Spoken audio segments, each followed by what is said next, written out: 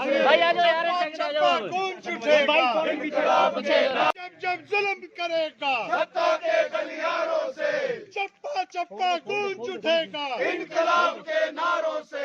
ये सरकार निकम्मी है, ये सरकार बदलनी है। कहाँ गए भाई, कहाँ गए मुख्यमंत्री? कहाँ गए, कहाँ गए भाई, कहाँ गए मुख्यमंत्री? कहाँ गए?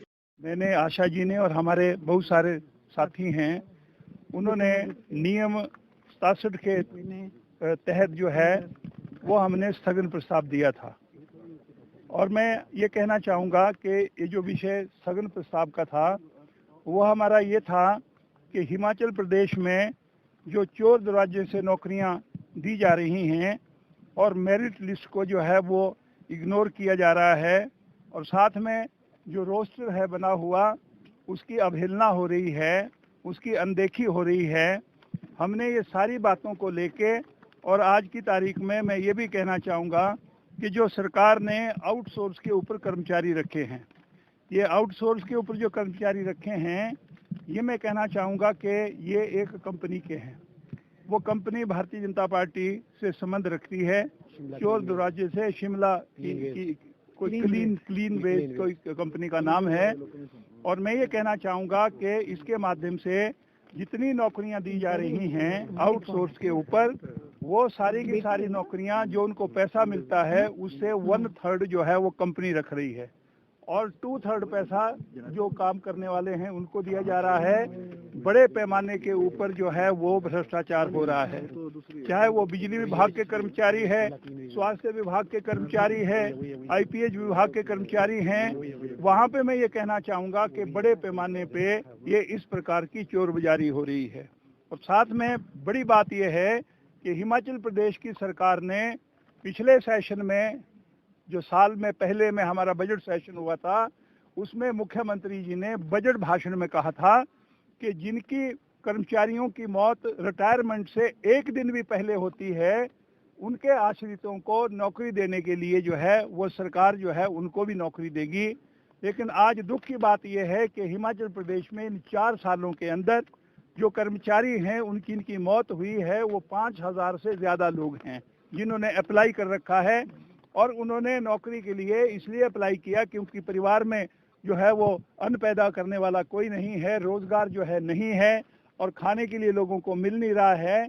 इसलिए उन्होंने आज की तारीख में भी मैं कहना चाहूँगा 5000 ऐसे लोग हैं जो पात्र व्यक्ति हैं, नौजवान जो रोज़गार लेना चाह रहे हैं, क्योंकि सरकार ने कहा था। लेकिन सरकार आज कह रही है कि कार्यक्रम ऐसे नहीं चलेगा। नीति ये है कि पूरी सारी जितनी भी पोस्टें हैं, जो वैकेंसी है, उसका 1% जो है वो इनको मिलेगा, जो करुणामूल आधार के ऊपर जिनको नौकरी मिलनी है। तो फिर सरकार ने कह दिया कि एक दिन पहले भी जिसकी मौत होगी वो भी इसमें कवर हो जाएगा। और पिछले हमने विधानसभा सत्र में पूछा था तो ये जवाब नहीं दे पाए कि इसमें करुणामूल आधार के ऊपर कितने लोगों को नौकरियां मिली, उसका जवाब भी नहीं मिल पाया। हमने कहा था कि आपने आउटसोर्स के ऊपर, दैनिक के ऊपर जो है वो कितने कर्मचारी लगाए हैं, तो ये कहा गया कि ये सूचना हमारे पास नहीं है। और आज मैं कहूँगा कि सरकार ने ये फैसला किया है क्योंकि चुनावी वर्ष आ गया, इसलिए 50,000 कर्मचारी जो है वो अब चोर दरवाजे से लगेंगे, आउटसोर्स के ऊपर लगेंगे। और साथ में क्या है कि उसकी जो है ये नहीं देखा जाएगा किसको देनी है, ना कोई उसमें रिजर्वेशन का पॉइंट रखा हुआ है। और जो भी आ रहे हैं, जो भी मुख्यमंत्री जी के पास आएंगे, जो मंत्रियों के पास आएंगे, उनको ये 50,000 कर्मचारी तो चोर दरवाजे से रखने का फैसला है। मैं ये कहना चाहता हूँ उसे नौजवानों के हितों की रक्षा नहीं होगी। नौजवान जो है वो सड़कों के ऊपर है।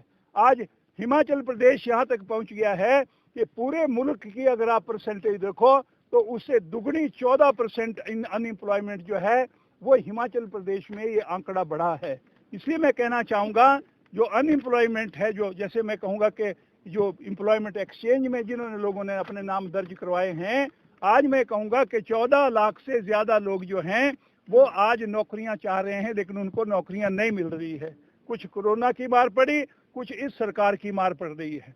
मुख्यमंत्री जी यहाँ से चले गए, क्या ज़रूरी है? मैं कहना चाहूँगा मुख्यमंत्री 3 दिन के लिए यहाँ पे नहीं होंगे, कहाँ पे गए हैं वो जाने। कौन से फंक्शन में गए हैं, कहाँ पे देवी देवताओं को मनाने गए हैं, कहाँ पे दिल्ली वालों को मनाने गए हैं, क्योंकि ये जो चुनाव हुए पीछे, इन चुनावों में हिमाचल प्रदेश के लोगों ने बता दिया कि पार्लियामेंट का चुनाव जो था वो बाई इलेक्शन हमारा, वो भी कांग्रेस पार्टी के हक में, जहाँ के मुख्यमंत्री खुद हैं मंडी पार्लियामेंट्री कॉन्स्टिट्यूंसी, और 3 हमारे, एक कांगड़ा से, एक अर्की से और एक शिमला से, जो 3 हमारे और बाई इलेक्शन हुए, चारों कॉन्स्टिट्यूंसी से कांग्रेस पार्टी जीती है। इसलिए मैं कहना चाहूंगा कि आज इनको कोई विश्वास नहीं है सत्ता में रहने का। मुख्यमंत्री जी यहाँ से भाग के जा रहे हैं, लेकिन उनको चाहिए ये था कि चुप करके जो है वो अपना रेजिग्नेशन देते, जनता के दरवाजे में जाते और पूछते लोगों को ये सड़क के अंदर है। पुलिस वालों का क्या हाल हुआ वो हमने पहले दिन आपको बता दिया कि आज पुलिस वालों को भी प्रताड़ना का जो है वो सामना करना पड़ रहा है। पुलिस वालों ने वर्दी में आके मुख्यमंत्री के जो घेराव किया है। आज मैं ये आपसे कहना चाहूंगा, जहाँ की पुलिस से भी मान लो इस प्रकार का व्यवहार हो रहा है। यहाँ पे कल मंत्री जी बोल गए, मैं उस टाइम भी कहा आप झूठ बोल रहे हैं, मंत्री जी कह गए ये तो पुराना काम है। पर मैं आपसे ये कहना चाहूंगा कि जब आपने बाकी कर्मचारियों के बारे में फैसला कर दिया, तो पुलिस कर्मचारियों के बारे में आप क्यों फैसला नहीं करना चाहते? इसका मतलब ये है कि पुलिस वाले जो है वो भी सरकार के खिलाफ जो है झंडा उठाए, लेकिन क्योंकि वो यूनिफॉर्म में हैं, यूनिफॉर्म के लोग जो है वो इस प्रकार का काम नहीं करते। इस करके मैं कहना चाहूंगा कि उनकी भावनाओं से भी खिलवाड़ हो रहा है। आज उनकी भावनाओं से खिलवाड़ ही नहीं हो रहा है। मैं कहूंगा कि अगर आप पुलिस को अगर इस प्रकार से करेंगे तो फिर मैं कहूंगा क्या भ्रष्टाचार नहीं पनपेगा?